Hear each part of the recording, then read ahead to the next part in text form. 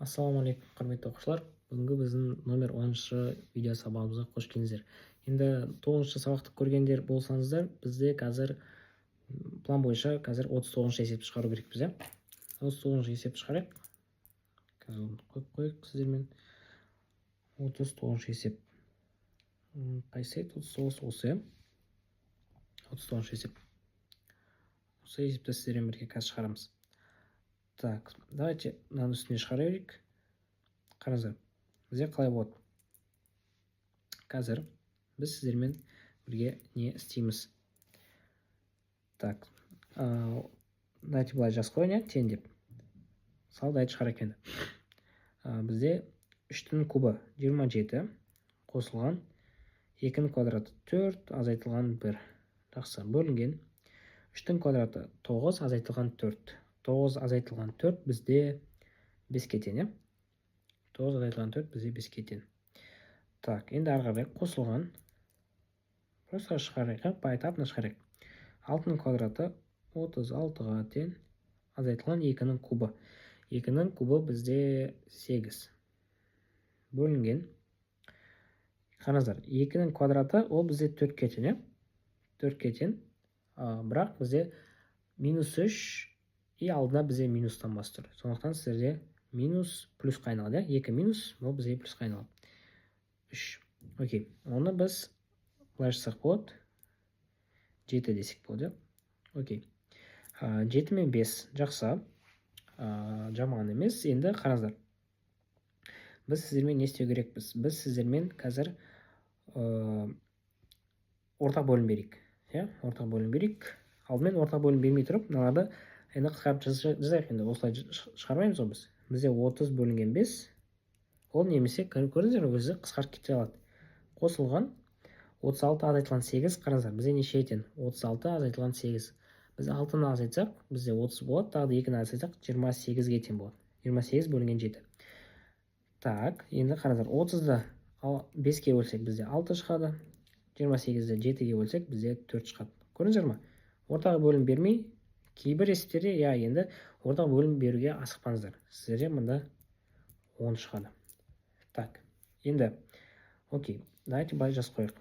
Үстісі бізде 10-ға тең.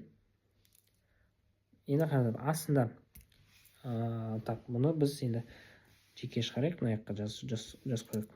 4 қосылған жақшаның ішінде минус 1 қосылған. Так, қосылған минус 1 қосылған минус 1 бөлінген 2. Так, қосылған минус 1 қайттан. Қосылған минус 1 жақшаның ішінде, и сіздермен тағы да қосылған қайттан сол минус 1 бөлінген 2. Қосылған минус 1 бөлінген 2 жақшаның ішінде. Енді екінші жақшаларын қойып шығайық. Бұлай жабылады, бұлай жабылады, бұлай жабылады.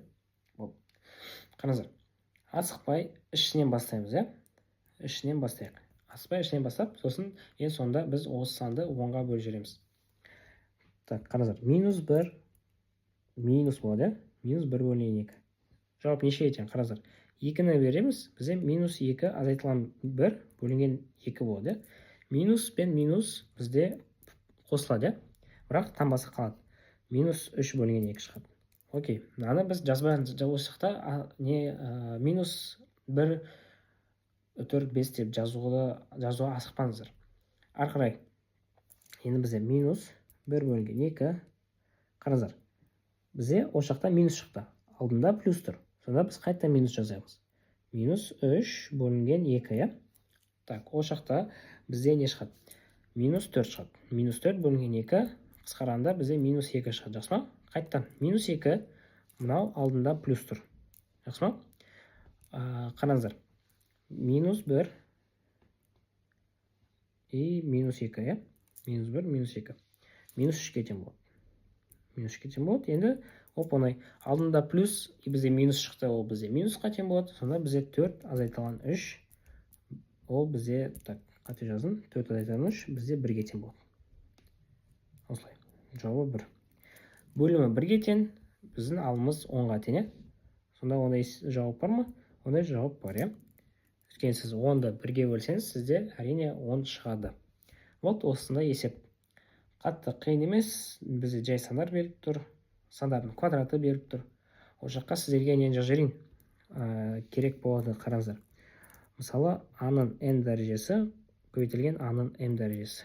Ол бізде a-ның n қосылған m дәрежесіне тең. Жақсы ма? И мысалы келесі жағдай осындай. a-ның n дәрежесі бөлінген a-ның m дәрежесі. a-ның n азайтылған m дәрежесіне тең болады. Осындай қасиеттер бар біздің. Ол енді 6-шы, 7-ші сыныптарға, кешірім сұраймын, 5-ші, 6-шы сыныптарға қатты керек емес негізі, бірақ міндетті түрде керек болады. Осыны жаттап өздеріңізге жазып қойсаңыздар болады. Енді ары қарай тағы да есептер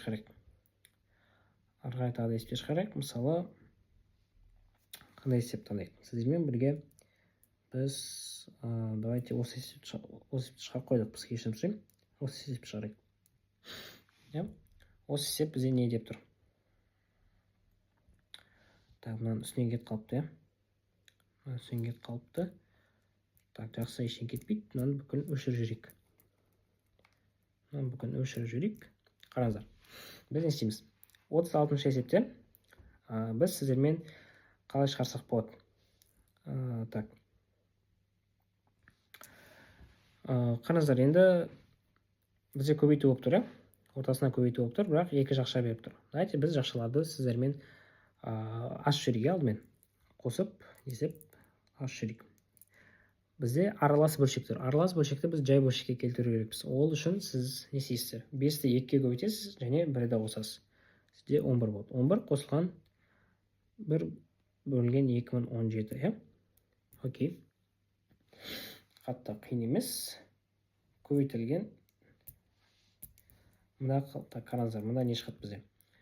3 бізде ортақ бөлім. Соны бізде анаяқта 3, 6, 7, Бірақ қараңыздар, сіздерде қандай, мысалы, мынаны асығып, көрдіңіз бе? Мен басында мынаны асығып, сразу мынаған 2017 бермедім, мынаған 2-ні бермедім.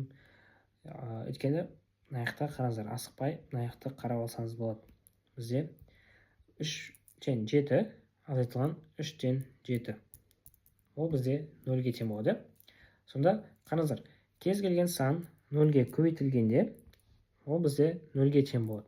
Бірақ бізде әлі 2018 бар ғой. 0 бөлінген 2018. Осы кезде сізде қайттан 0 шығады. Сондықтан жауапты сразу тауып алсақ болады. Жауабымыз бізде Е. Өз-өздеріңізге қайттан айтамын. Өз-өздеріңізге есепті қиындатпаңыздар. Наоборот, максималды түрде оңай шығарыңыздар. Мына жаққа ойлаңыздар, мына жаққа 2017-ні көбейтіп, оны бағанмен көбейтесіздер, мысалы. Мынаны 2-ге көбейтіп, осыны қосып, тағы да бөліп, қысқармай ма екенін тауып, бірақ ең сонда сізде по-любому 0-ға көбейтесіздер. Өйткені 0-ға көбейткеннен кейін, нақтырақ айтсақ, 0-ға көбейткеннен кейін сізге уже бәрібір болады. Өйткені мағынасы 100% 0-ге тең. Осындай есеп. Енді ары қарай осындай қызықты есептер көріңіздер, модуль бар. Мысалы, осындай кезде айтамын мен сіздерге, модульді ашпасаңыздар болады. Осыны бірдей сандар қылып, ары қарай шығара берсеңіздер болады. Мысалы, осындай есептерде көріңіздер, ол жақ қиындау, сәл теңсіздік болады. Ары қарай біз сіздермен теңсіздіктер жүйелерін өтеміз. Олақта сіздерде уже жауаптардың қиылысуларын іздейсіздер. Сондықтан менімен бірге болыңыздар, осындай қызықты есептерді тез оңай шығаруды үйретеміз сіздерге. Сол жалпы осымен сіздермен қоштасамын. Сау болыңыздар.